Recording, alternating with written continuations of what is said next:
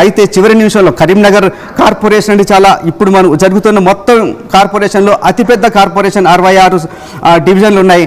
అయితే వెంటనే ఇక్కడ కేసీఆర్ మాజీ ముఖ్యమంత్రి బీఆర్ఎస్ అధినేత ఇంటర్వ్యూన్ అయ్యారు.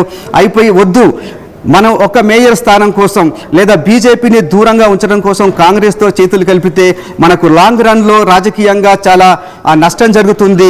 కాబట్టి బీఆర్ఎస్ దూరంగా ఉండాలి ఈ ఎన్నికకు అని చెప్పడంతో అక్కడ మొత్తం 66లో కాంగ్రెస్ గెలుచుకుంది 14, బీజేపీ 30, బీఆర్ఎస్ 9, ఎంఐఎం 3 అయితే ఇతరులు 10 గెలుచుకున్నారు. ఈ 14 ప్లస్ ఎంఐఎం 3 కలిసిన 17 అవుతుంది. ఇతరులు కూడా లాక్కున్నా కూడా అక్కడ మొత్తం 10 మంది వచ్చినా కూడా మ్యాజిక్ ఫిగర్ రావట్లేదు. కాబట్టి ఇక బీఆర్ఎస్ దూరంగా ఉన్న నేపథ్యంలో బీజేపీ అధికారంలోకి రావడం, మేయర్ స్థానం దక్కించుకోవడం అనివార్యం అవుతుంది. ఎందుకంటే బీఆర్ఎస్ కానీ దూరంగా ఉన్నప్పుడు 66 నుంచి 9 తీసేస్తే అక్కడ 57 మాత్రమే అవుతుంది. 57లో మ్యాజిక్ మార్క్ రావడం